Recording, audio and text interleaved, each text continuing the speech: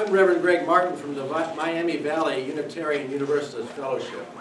And it is my pleasure to welcome all of you and the media today.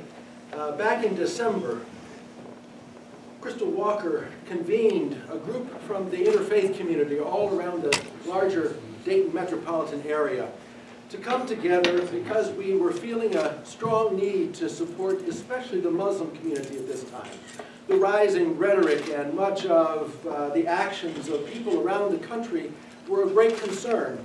And all of our religious traditions, no matter the fact that we disagree about many things regarding beliefs and all of that, all of our religious traditions speak very powerfully, though, about some common themes. Hospitality and a welcome to immigrants. They speak about the need to combat fear at all times with the power of love. And so we have gathered today, each from our own traditions, to express some of those teachings and beliefs.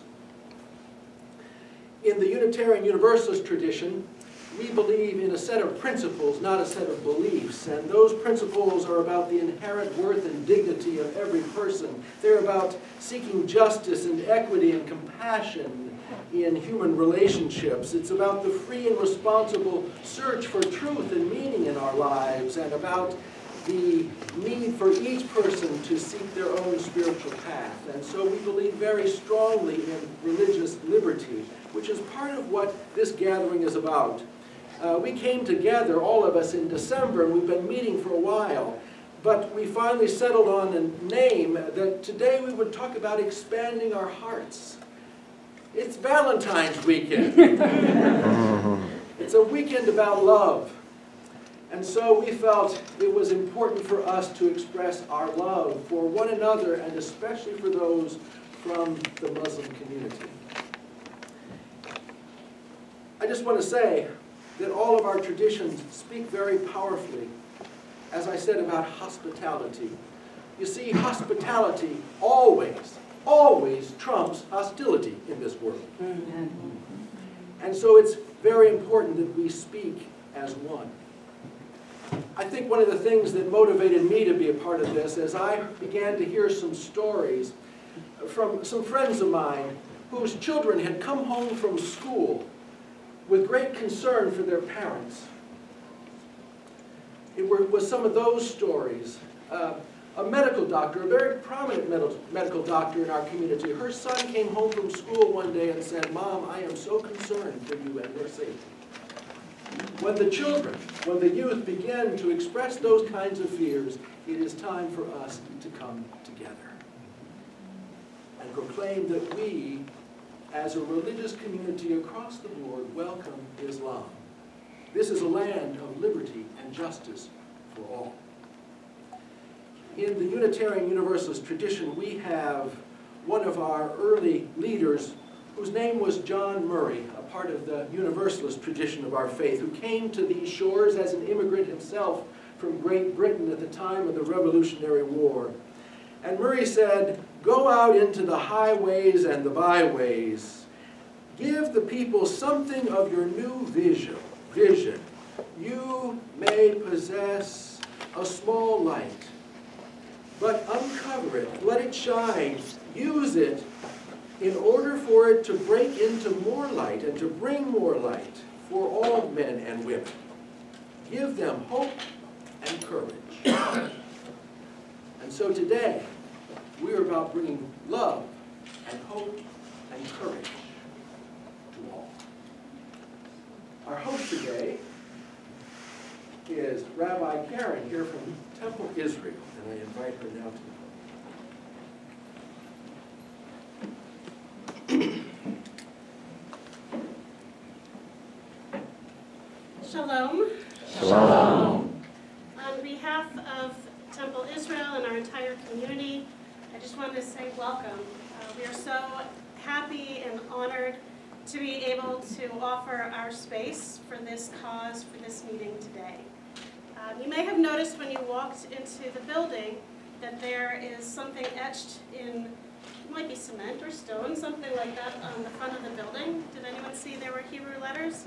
I'd like to tell you what those are. It is a quote from the book of Isaiah, chapter 56, verse 5.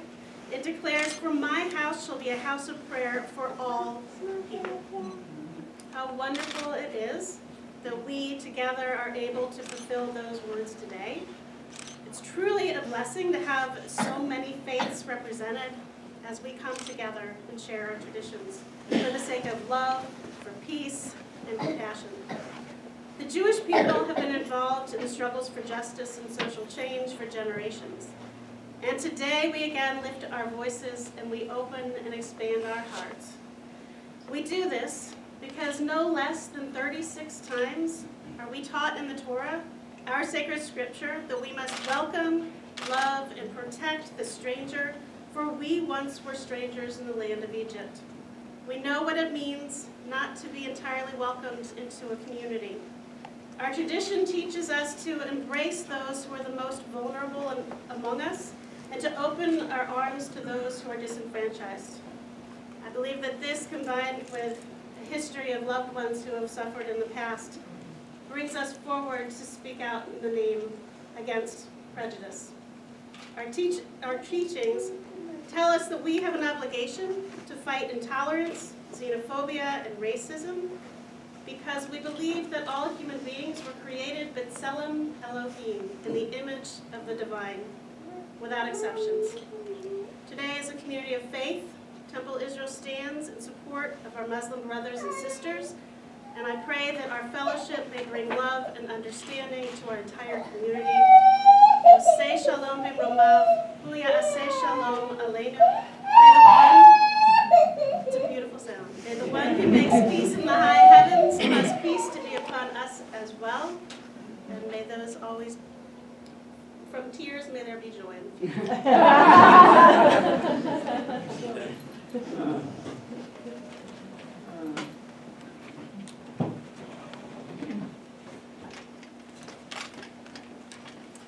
Good morning, everyone. Good morning. So my mom had told me to wear pink in terms of Valentine's Day, and I totally dropped the ball with green. So. But I do extend an early Valentine's Day to everyone. My name is Miriam. I'm actually from Dayton as well, and I'm representing the Dayton Mercy Society. So our members are over there as well. So I just want to first of all say, I think I can speak for every Muslim in this room and in our community, that thank you. Thank you so much for this great display of solidarity and for hosting us at your great temple, and we truly appreciate that. I think just to start off, at least right now, that unfortunately hate and racism have played a pretty big role in our country's history. But I think the reason we're still here today in this congregation, here together, is that we've believed in the power of faith and the power of peace. All our religions, teach us about faith and about peace, obviously. And I think that there is a certain connectedness in that, because I think our faiths connect us more than divide us. And extremists would have you think otherwise, unfortunately. But we all believe in peace, obviously, but it's not simple, unfortunately. It's a very hard thing to do at times. And it's a constant dynamic force of struggle for tolerance, for justice, and through a lot of patience. The Quran speaks of this beautiful patience, as it calls it, where you struggle towards tolerance, for justice, for harmony, for the sake of God. And that is true jihad, not what ISIS, Boko Haram, and all these other fanatics would have you think. They violate one of the biggest principles in the Quran, which is about religious tolerance, which is, quote, "there is no compulsion in religion." Their twisted and violent ideology, has led to horrific, tragic deaths for non-Muslims and Muslims. Unfortunately, we as Muslims are their highest death toll, unfortunately. And I'll reiterate this quote. I'm sure many of you have heard this as well in different congregations too, but it's the benchmark of social justice in our faith, I believe, which is if anyone kills a life, it is as if he has killed all of humanity. And if he saves a life, it is as if he has saved all of humanity. So, and the best thing I think with that too in the Quran is that it does not specify what life. It does not specify a Muslim's life. It says all life, all humanity. And so, and another thing too, which I learned a lot more recently as well, is that the Quran also makes a point of highlighting our diversity as well. So I quote, "And of his signs is the creation of the heavens and the earth, and the diversity of your languages and your colors. Indeed in that are signs for those of knowledge." Unfortunately, there are some of us who may not wish to use that knowledge, unfortunately. We are allowing, underlying xenophobia and racism, that Rabbi Karen mentioned, to limit civil rights, profile people who are black and brown, or people who look Muslim, whatever that is. And also to restrict the arrival of refugees and immigrants who are white, any other color, but who are suffering from grave atrocities in a war that they did not ask for. And I don't think that we should let extremist ideologies on either side dictate what our faiths actually teach us and what our values actually are, which also happen to be American values. The Prophet, Muhammad, peace be upon him, a lot of people claim to know what he said and what he did and everything, but he also held to these values as well. About diversity and religious tolerance. The first person to give the call to prayer ever was an African former slave. When they, obviously there were conquests and everything, but when Jews and Christians were in Muslim lands, they had religious freedoms. And the fact that people are twisting his words and his legacy is very heartbreaking, actually. And so I think, as our community, and I think this community as well, we're refusing to allow these extremists to tarnish that great tradition and that great benchmark of our faith. One other thing as well, Islam is rooted in justice. Another quote from the Quran, "O ye who believe, stand out firmly for justice, as witnesses to God, even as against yourselves, or your parents, or your kin, whether it be against rich or poor, for God can best protect both." So I'm here again as a representative of the Dayton Mercy Society to say that we will continue to stand with you, our community, our interfaith community, and to protect the rights for everyone, whoever may come after our people, at least at this time.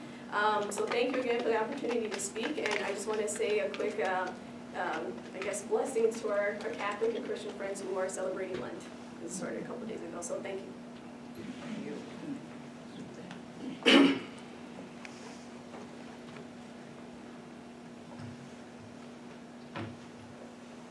Good morning.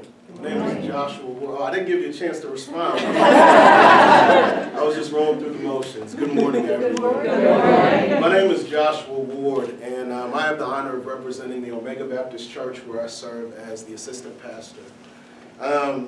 And there's this rumor that I've heard that clergy tend to be long-winded. I don't know where that came from. So I've jotted down some notes, and I'm going to stick by those, if that's all right with you all. And so when I think about expanding our hearts, or expanding my heart, my belief on that topic is really informed by a scripture from the 10th chapter of Luke, and I'd like to read a little bit of that for you. Jesus replied, "A man was going down from Jerusalem to Jericho, and he fell among robbers, who stripped him and beat him and departed, leaving him half dead. But a Samaritan, as he journeyed, came to where he was, and when he saw him, he had compassion. He went to him and bound up his wounds, pouring on oil and wine. Then he set him on his own animal and brought him to an inn and took care of him." Before sharing this parable recorded in the 10th chapter of Luke, Jesus teaches that in order to inherit eternal life, which is kind of what we're working towards in Christianity, we must first love our God, and second, we must love our neighbors as we love ourselves. After he speaks about the Good Samaritan, Jesus continues by asking his audience, who was the victim's neighbor?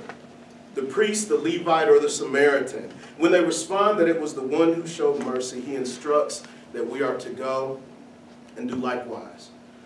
The backstory of this teaching is just as important as the example that Jesus gives, because the man from Jerusalem and the Samaritan really were neighbors.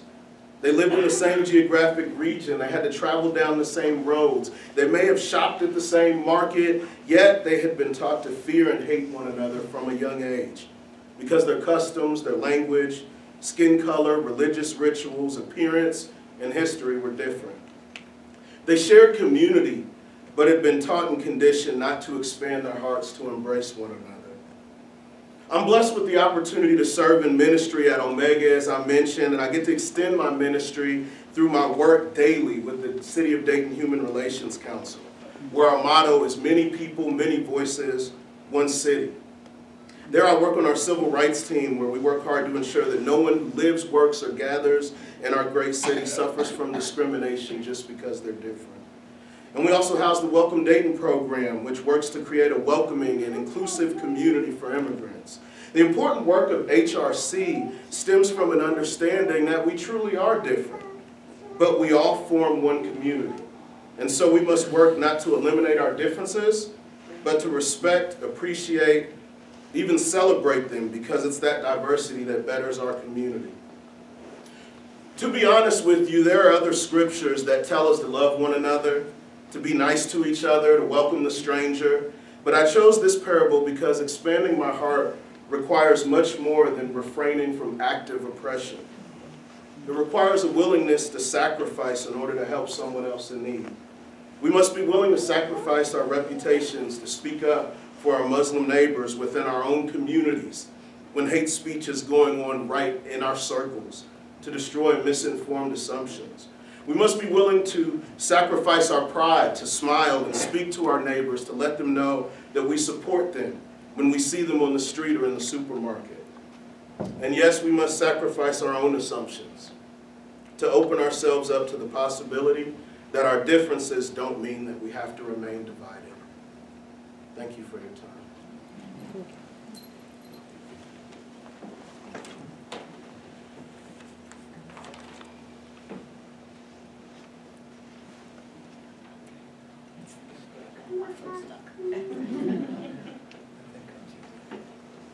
Good morning. Good morning. I am Colette Harrison from the Baha'i Faith, and Baha'is greet each other with an Arabic phrase often, which is Allahu Akbar, and that means God is most glorious. So I became a Baha'i about 35 years ago, and what intrigued me were the teachings on social justice and community engagement, and recognizing that we are all serving one God, whether he be called Allah, Dieu, Dios, or any other word in any language that represents our English word God. In addition to that, all the religions have a foundation based on the Golden Rule. So there are many similarities, and that's what we choose to focus on rather than any differences, which come about due to the circumstances of the community at the time that the manifestation of God appears with a new message. So I'm going to share with you some quotes from various Baha'i scriptures, Baha'i writings, and so you will excuse me if I just read those because I don't want to mess them up. As I said, we are Baha'is, and we acknowledge Baha'u'llah, which means the glory of God, as the manifestation of God for this day. And I was intrigued to find that the Baha'i faith is actually the fourth in the Abrahamic tradition. So it gleans from the Israeli, the Hebrew writings, the Bible, and all the Christian writings, the Quran, and Baha'u'llah's most holy book, which is the Kitab-i-Aqdas, or his Book of Laws. So, from the gleanings of the writings of Baha'u'llah, he says, "They that valiantly labor in quest of God will, when once they have renounced all else but him, hearken unto infallible proofs that the word of God has been revealed in every age and dispensation. In the days of Moses, it was the Pentateuch. In the days of Jesus, the Gospel. In the days of Muhammad, the Quran. And in the dispensation of Baha'u'llah, his own book, the Book of Laws, among others. And in the Book of Laws, Baha'u'llah says, consort with all religions with amity and concord, that they may inhale from you the sweet fragrance of God. Beware lest amidst men a flame of foolish ignorance overpower you. Baha'u'llah then categorically states, in regard to religion, malice and hatred, dispute and conflict are all prohibited. Verily we created ye for love and fidelity, not for aversion and malevolence. All are radiant from the lights of divine unity and have set their faces toward the horizon of divine knowledge. The tabernacle of unity hath been raised. Regard ye not one another as strangers. Ye are the fruits of one tree, and the leaves of one branch. And in another book of his, which is the Epistle to the Son of the Wolf, he says, deal ye with one another with the utmost love and harmony, with friendliness and fellowship. He who is the day star of truth beareth me witness. So powerful is the light of unity that it can illuminate the whole earth. Abdu'l-Baha, his son and perfect exemplar of how we should comport ourselves, said, God has created all, and all are his children. Why should we be unjust and unkind? The old conditions of animosity, bigotry, and hatred between the religious systems must be dispelled, and the new conditions of love, agreement, and spiritual brotherhood be established among them. In closing, I would like to share with you the following exhortation from the Promulgation of Universal Peace, which Abdu'l-Baha brought to us, and says, as to the American people, this noble nation, intelligent, thoughtful, reflective, this nation possesses the capacity and capability for holding aloft the banner of international peace. May this noble people be the cause of unifying humanity. May they spread and broadcast the heavenly civilization and illumination, become the cause of the diffusion of the love of God, proclaim the solidarity of mankind, and be the cause of guidance to the human race. Therefore, I ask you will give this all-important question your most serious consideration and efforts. May the world of humanity find peace and composure, and this dark earth be transformed into a realm of radiance. May the oneness of God become reflected, fully revealed in the hearts of humanity, and all mankind prove to be the manifestations of the favors of God. Thank you.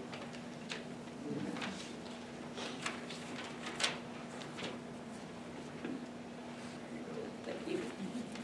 Good morning, everybody. Good morning. My name is Father David Brickmuller. I'm the pastor of Immaculate Conception Parish, Catholic Parish in Dayton, and St. Helen Parish in Riverside. And it's great to be with you all. Great way to celebrate Valentine's weekend. May our hearts be expanded. So, the Catholic community of Dayton welcomes this opportunity to join with brothers and sisters of other faith traditions in witnessing to the important value of hospitality for immigrants and refugees, and to the dignity of every human life.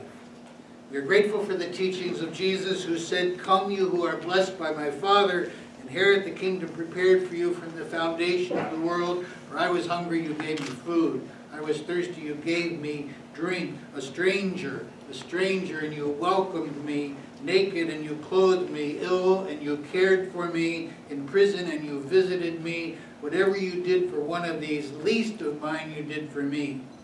A stranger, and you welcomed me.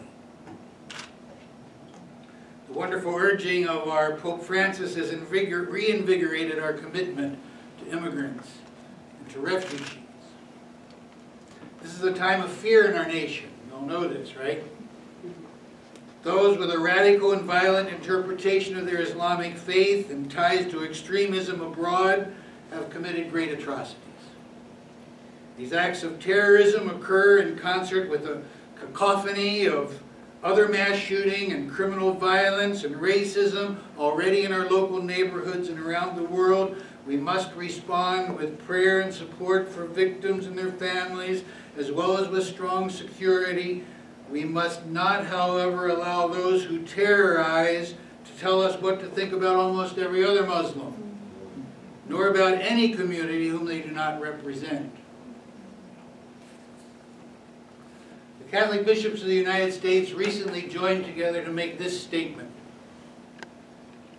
The gospel mandate to welcome the stranger requires Catholics to care for and stand with newcomers, authorized and unauthorized, including unaccompanied immigrant children, refugees and asylum seekers, those unnecessarily detained, and victims of human trafficking.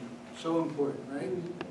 Their statement says, comprehensive reform is urgently necessary to fix a broken immigration system and should include a broad and fair legalization program with a path towards citizenship, a work program with worker protections and just wages, family reunification policies, access to legal protections which include due process procedures, refuge for those fleeing persecution and violence, and policies to address the root causes of migration.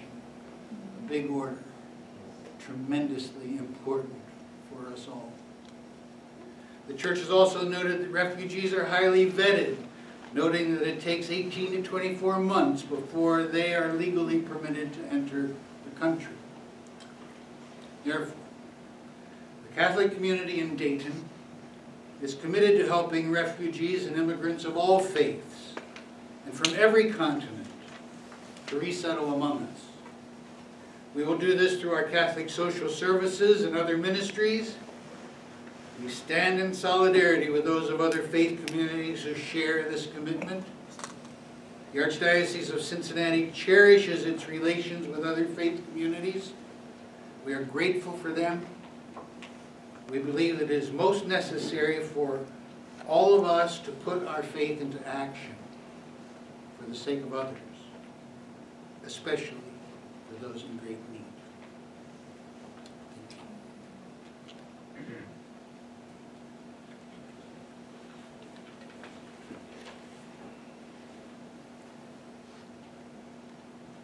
It's still good morning or good afternoon?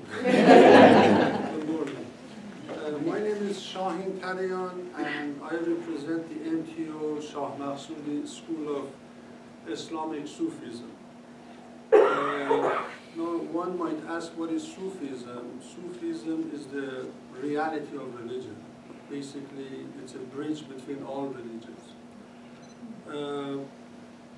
What I have prepared, it's a one-page, short and sweet, I hope, explains what my understanding is of Islam. The Islam as presented by the Prophet, Holy Prophet of Islam, is a set of instructions to help mankind understand who they really are, and in turn understand who God is. Because first you have to understand yourself, and then you'll reach God. As the Prophet Muhammad, peace be upon him, has said, whoever cognizes the true self has cognized God. This 1400-year-old discipline doesn't impose its will on the students, nor does it teach them to profile people based on religious beliefs, practices, skin color, race, gender, nationality, and also political affiliations. The true message and teachings of Islam are for people to become leaders of their own destiny, here and thereafter, and as a result, build a stronger community for themselves and the people around them. His Holiness Professor Anwar, who is the present master of the Islamic Sufism, he says man is the creator of his environment. This message is to embrace and welcome change when change is due, to to advocate understanding and human dignity, and most of all, to nurture individuals for generations to come. Now, after all of this, I think there is hope, but this hope doesn't come without work. Work from all of us.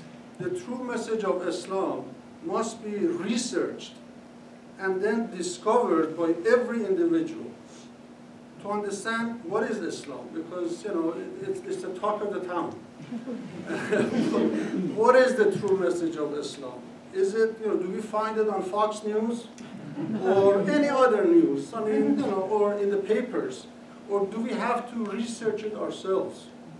Read the books, read many books which have been written on the message of Islam, and then draw a conclusion from our own self. So there is hope, as I said, but the true message of Islam must be researched and then discovered by every individual. Then and only then one can truly understand it. As she mentioned, jihad is an internal struggle for every individual to become human and to become more loving, more compassionate citizen of the world. Jihad is not to go hunt somebody else's life and label them and do whatever they want to do. Jihad is an internal struggle. It's that internal struggle not to see black and white, not to see different, see everything in this existence as one. That's the true jihad, or at least that's the true jihad that I've understood from Islam. So this is it. Thank you. Thank you.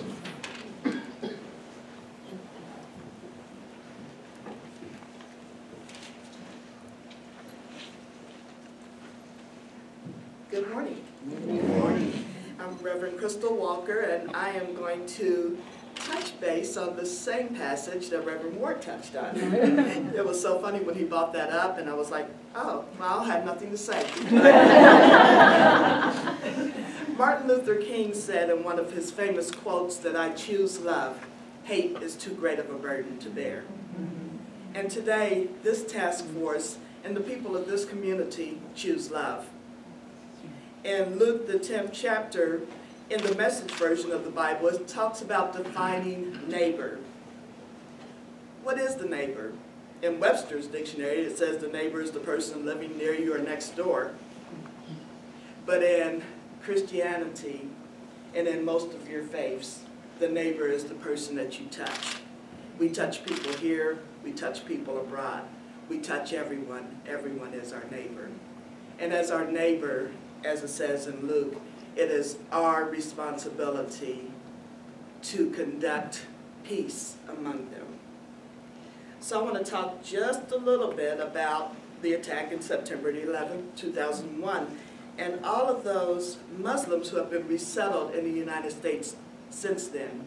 There have been tens of thousands or tens of hundred thousands that have resettled to the United States in September the 11th of 2001. And in that, and this information I got from Michael Murphy with the Catholic Resettlement Program, in that there has only been 3 that are Muslims who have been charged with a terrorist attack. 2 of them were released because of lack of evidence, and 1 was planning an attack on another country. So out of those tens of hundreds of thousands of people that have been resettled in the United States, there has been no attacks in the United States from that. So let us remember that as we embrace, as we open our hearts, as we welcome our Muslim neighbors. They are neighbors.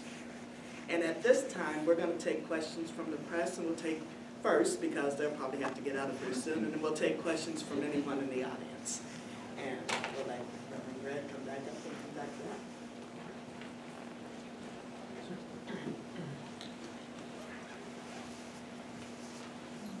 And feel free to address any questions you might have to any of the panelists. And if you want to just address some questions in general, one of us will respond to that.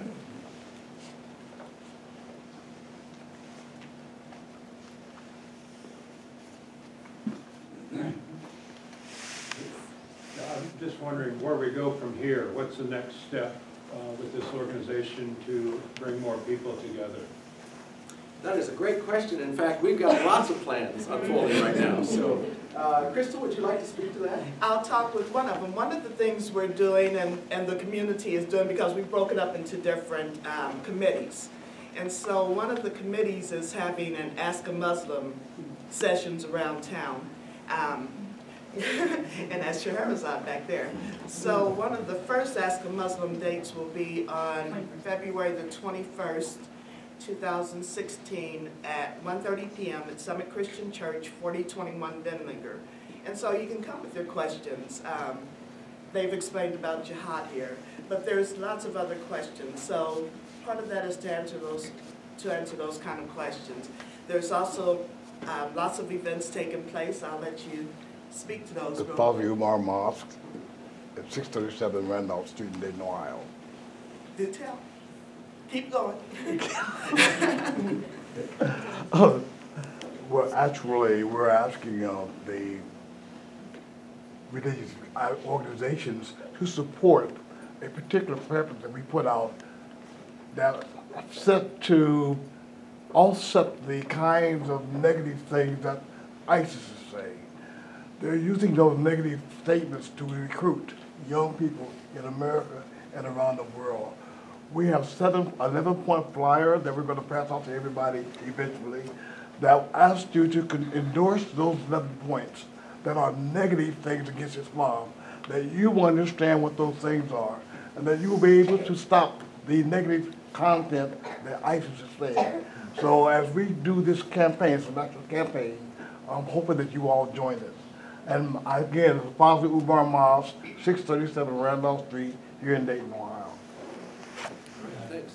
There's also, I just wanted to mention, in addition to the gatherings that Crystal talked about, there's a group also working on some more intimate home gatherings as well. And the intention is that you'll be invited to bring someone who perhaps has never had any contact with a Muslim person. And introduce them and let them get acquainted so that they expand their sense of humanity. We also recently just published these postcards that are being sent to all state legislators and inviting some conversation with the legislators as well. And Khurshid, you had something. My name is Khurshid Ahmed, and I'm an ex-president of Interfaith Forum of Greater Dayton. And if I'm allowed as an ex-president, or if, you know, because currently I'm chairman of the board of Dayton International Peace Museum. So on behalf of them, and especially on behalf of all the Muslim community, I thank Rabbi Karen for opening not only Temple Israel, but opening your heart, you know, because I am so pleased as a Muslim, what I am seeing here in this room and outside, that Americans are saying we don't believe in hatred of our neighbors or people of other faith. So this is it's so pleasing that all of you, what you have shared, that we are children of one God, and we all believe in social justice and treating them, all of them, with dignity and love. So this is my statement. The questions, you know, some other time I will answer because I've taken more time than I was supposed to take. But I was a professor, that's the problem. So I'd like to add something to this question, and I don't want to take too long, but you asked more about what's next. And how many of you know about the Season for NonViolence? One, two, not everybody. But anyway, so the Season for NonViolence is a 64-day period that marks the assassinations of Dr. King and Gandhi, and that each day of that 64-day period, we try to emulate one of the qualities that they ask us to think about. On the MLK Peace Bridge Facebook page, we are posting every day a different quality, and we're asking people to answer and give thoughtful pause and talk about the quote that's associated with that, and even the video clip that may be associated with that. In addition, as part of this whole process, we have a series of different events that are taking place across the community, and we welcome anybody else who would like to host one such event. Our friend Aminullah the other night was giving a very thoughtful presentation on his journey as an African-American male into Islam. And as he said, those will be continued at his own mosque.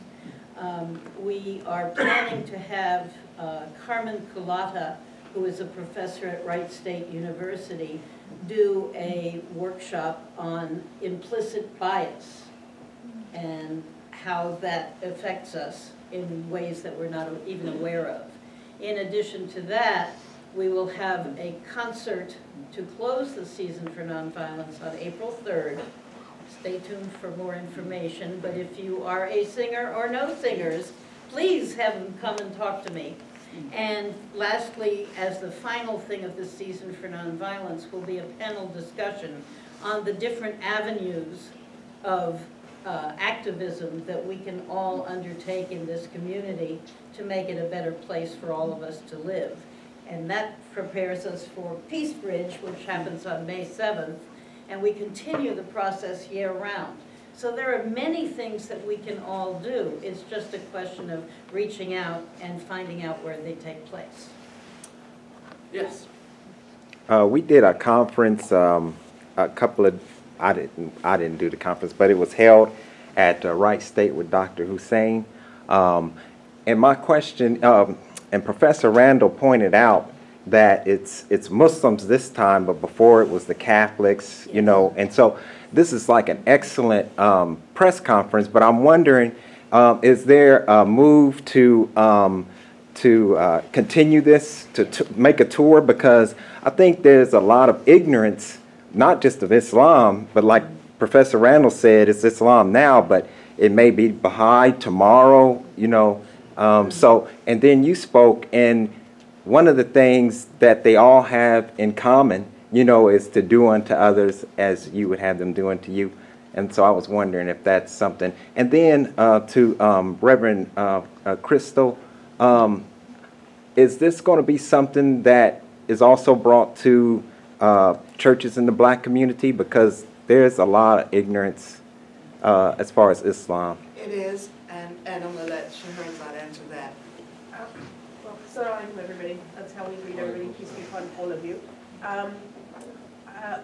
The hope is that with this community, and I'm deeply humbled and very gratified that Crystal pulls this together. It is obviously very necessary, and we all understand. You know, we've all spoken up as Muslims. We've stood up and we've said that, you know, this is not Islam. This is, but we recognize that there is ignorance. So we're opening ourselves up. We're inviting people to come to us and ask us the questions, or they don't need to come to us. We'll come to them if we're invited, but we're also opening our homes up.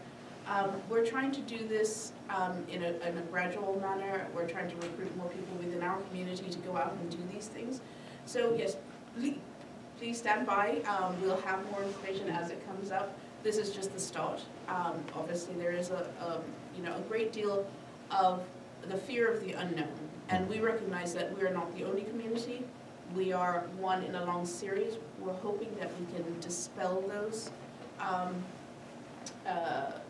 ignorance, dispel the ignorance and the myths by just getting to meet us. We're just ordinary people wanting what everybody else wants, which is peace and security and the love of our neighbors, and our neighbors include all people. And whilst I have all of you having my attention, I am going to ask you to do one more part of our campaign, which is a social media campaign. We are using the hashtag #LoveYourMuslimNeighbor.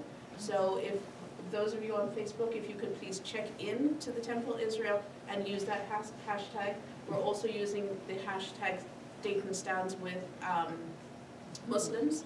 So it's hashtag Dayton Stands with Muslims. Please do just check in. We're trying to get this going. Share it on your Facebook pages, share it on your Twitter accounts. For those of you that have it, it's very simple. All you have to do is put that up on your profile. Thank you. Let me add one additional hashtag that we're using, and this is for the youth.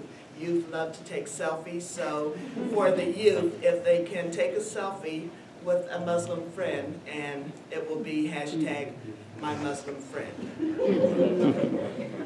I'd like to give you some information later to your question, because we have a series of workshops. I'm working with a number of leaders, community leaders across town, including David Greer and a few others. There are 3 workshops that are being planned, as well as 2 documentary films and commentary and discussion after the films, and they're designed so that there will be ongoing conversation to keep it going in between each of those presentations. Yes. I just would like to add one more point, that Dayton International Peace Museum is leading a very ambitious initiative called Team Inventing Peaceful Solutions.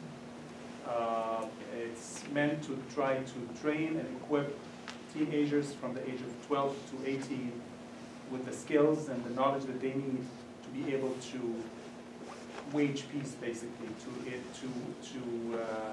spread that culture of peace, not pacifism, but activism in a peaceful manner.